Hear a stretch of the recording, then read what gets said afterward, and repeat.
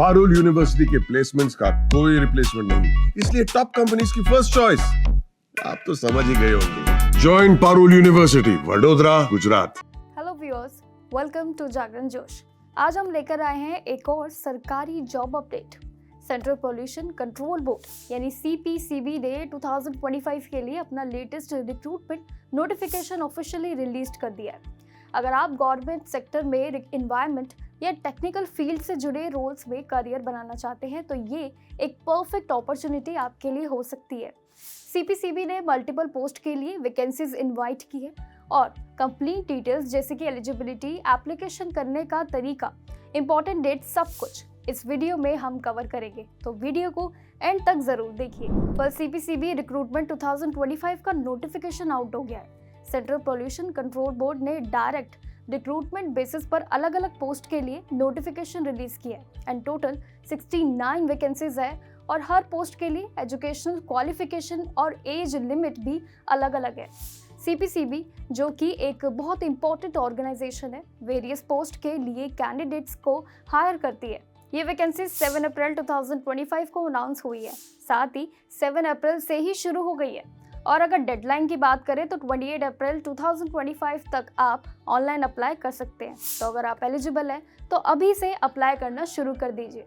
और जो भी कैंडिडेट CPCB रिक्रूटमेंट 2025 के लिए अप्लाई करना चाहते हैं उन्हें सबसे पहले ऑफिशियल नोटिफिकेशन PDF डाउनलोड करना होगा, क्योंकि ऑफिशियल नोटिस में सारी इंपॉर्टेंट डिटेल्स दी गई हैं, जैसे कि eligibility criteria, educational qualification, age limit और कैसे आपको अप्लाई करना है। साथ ही इस बार CPCB ने टोटल 69 वैकेंसीज अनाउंस की है, जिसमें साइंटिस्ट भी, assistant law officer, senior technical supervisor, assistant UDC, LDC, MTS और कई अन्य पोस्ट भी शामिल है। ये पोस्ट अलग अलग क्वालिफिकेशन वालों के लिए ओपन है।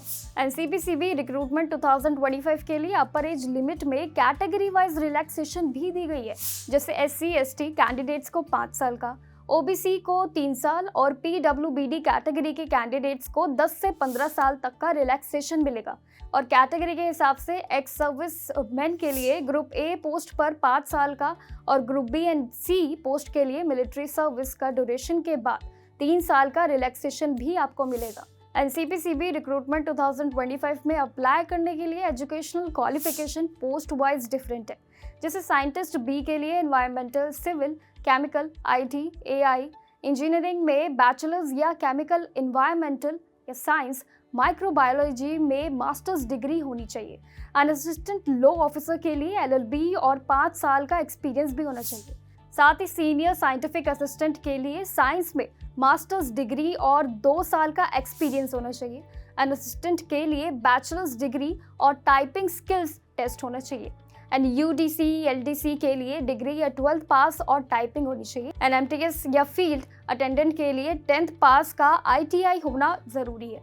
साथ ही अप्लाई करने के लिए cpcb.nic.in पर जाइए एंड जॉब्स बटन पर क्लिक करिए and CPCB invite application for recruitment to the direct post in CPCB और डायरेक्ट रिक्रूटमेंट बेसिस लिंक पर क्लिक करिए। रजिस्ट्रेशन नंबर पाने के लिए डिटेल्स फिल करो और फिर रजिस्ट्रेशन नंबर और पासवर्ड से लॉगिन करिए। इंस्ट्रक्शंस केयरफुली रीड करना, एप्लीकेशन फॉर्म कंप्लीट करना दोनों जरूरी है। साथ ही सबमिशन के बाद यूनिक नंबर जनरेट होगा, देन एप्लीकेशन फॉर्म डाउनलोड कर लेना एंड प्रिंट के लिए एक फ्यूचर रेफरेंस की कॉपी भी ज़रूर रख लेना। तो अगर आप पॉल्यूशन कंट्रोल फील्ड में काम करना चाहते हो तो ये आपके लिए एक परफेक्ट चांस है, जिसे आप बिल्कुल भी मिस मत करिए। ऑफिशियल नोटिफिकेशन डाउनलोड करो, एलिजिबिलिटी चेक करो और जल्दी से अप्लाई करो। साथ ही ऐसे ही लेटेस्ट जॉब के लिए हमारे चैनल को लाइक, सब्सक्राइब एंड शेयर भी ज़रूर कीजिए। टिल देन कीप वॉचिंग जागरण जोश।